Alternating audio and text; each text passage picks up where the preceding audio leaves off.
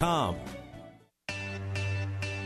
With the power of Tandem HR, you are in the fast lane on Main Street with Get Down to Business with Shalom Klein, the show for business and jobs. Now, the champion of networking, the advocate of jobs, the guru of business, your host, Shalom Klein. If you accept the expectations of others, especially negative ones, then you never will change the outcome. That's what our good friend in Chicago, Michael Jordan, once said. We are all about small business, jobs, and entrepreneurship and business. We talk a lot about business here. You're on with Get Down to Business, and I'm your host, Shalom Klein. Remember, you can always download podcasts from Get Down to Business on my website at shalomklein.com. And while you are there, don't forget to follow me on Twitter at Shalom Klein. It's going to be a jam-packed week of content and information you won't want to miss. It's a live show this week. It's about coaching and inspiration. And this week, we will be joined by guests Tom Figiel, Avi Lesser, and Bill Auerbach, along with a new Playmaker Spotlight. And I'll be sharing tips on writing your elevator speech. It's a live show. You can call us at 312-642-5600, 312-642-5600. Get Down to Business is powered by Tandem HR, your solution center. You can find them at tandemhr.com or call 630-928-0510. That phone number again, 630-928-0510. You can also email them, simplify@tandemhr.com. And speaking of Tandem HR, we've got a fantastic guest from that wonderful company. Tom Figiel, welcome back to Get Down to Business. Thank you. Thanks for having me. You bet. So it's turned into a little bit of a gloomy Sunday afternoon, but, you know, businesses constantly need to gear up and ramp up for a successful work week. What are you doing to make sure that this week is going to be a good one? Well, that's a great point. And there are many different ways that people can be inspired. And interestingly enough, people can be inspired to do many different things. You can inspire your staff to be productive and innovative, or you can inspire them, if you're doing the wrong thing, to leave your company. So let me ask you, Shalom, do you think it would work if a business owner came in one day and said, okay, everyone be inspired? Of course not. If only it was that easy to flip the switch. Right. So to inspire employees, what we really need to look at and think about is creating the conditions for our employees to be inspired, and that means taking care of and looking at what their needs are.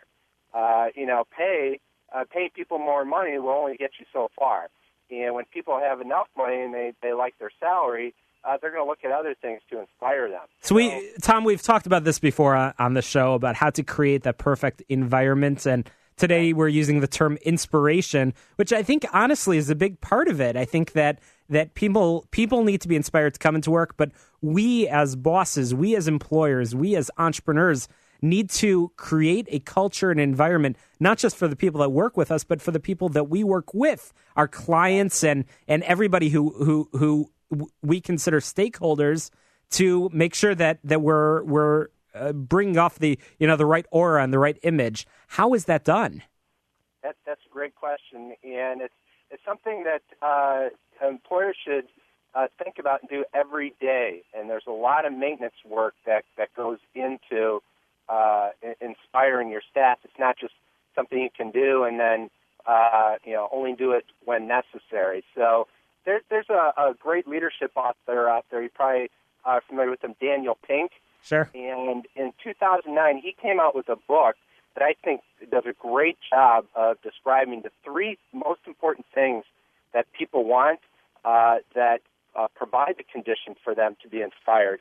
And that's basically mastery, purpose, and autonomy. People want to, mastery, people want to continually improve their skills. I do, you do. And we want to continually learn and get better. And so providing a work environment where people can continue to learn and do something through completion is going to inspire them. In addition, people want to contribute something bigger than themselves. So we're talking with Tom Figiel of Tandem HR. And Tom, if our listeners are much like I am, I like to think of examples. When I read the paper, I read about companies that I think it was yesterday's Tribune. It talked about the industries that lead to alcohol abuse and drug use. And I was like, I want to stay out of those industries. Do you know of certain examples of companies or industries that just do a really darn good job at inspiring and creating the best culture? Well, there are a lot of service companies out there, and there's a lot of manufacturing companies out there. It's a pretty tough question to answer. So I think the simplest way to answer that is to first taking care of your employees' needs is going to, and allowing them to create the culture and the standards and conditions in which they do the work is going to lead to a more functional workplace rather than imposing a culture or autonomy or how to do the work. That is a recipe for creating a culture that is very dysfunctional. So allowing your people to set the standards, to me, is the key.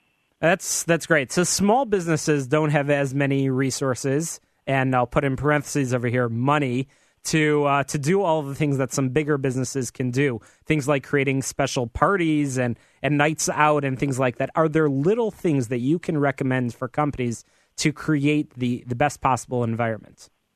Sure, and a lot of them don't cost anything. Number one, I always recommend feedback. Positive feedback and feedback on how employees can do something better as quick as possible is a great way to develop people. And people want to know how they're doing. You know, what is the work you want me to do, and how am I doing with that work?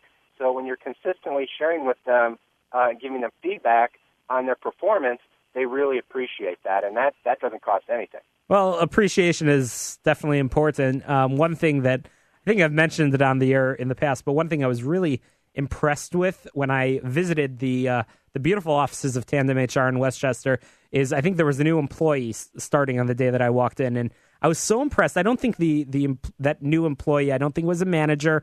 I don't think it was anybody in a particularly leadership position. I think it was administrative assistant or something like that. And there were signs all over welcoming that person to the company.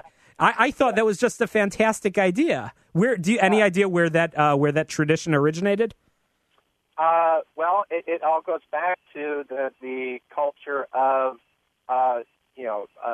getting people to see that, hey, you belong here, and we want to hear from you, and you're important to us. So again, going back to taking care of the needs, making the employees feel comfortable, that was something that Tandem felt was important right from the beginning.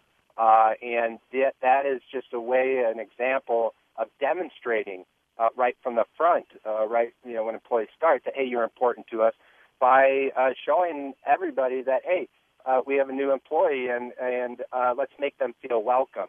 That's going to start people off the bat, making them feel special and feel like they're part of the group. Well, speaking of inspiration and coaching, which we just spent the past few minutes discussing, and really some great tips from Tom Figiel of Tandem HR, we've got a great lineup of guests today. We've got Avi Lesser, who's a Keshet ambassador, and he's going to be talking a little bit about something that inspires him, and we'll share some more about that. And Bill Auerbach of Coaching Right Now. But Tom, what advice do you have in terms of seeking advice? Do you think everybody needs a coach? Do you think that everybody needs a mentor? Absolutely. You've probably heard that we all have blind spots, and a lot of times there are things that we do that get in our own way. And a coach or a third party, somebody out there who can give us candid, objective feedback, it's a gift to give us the opportunity to see ourselves.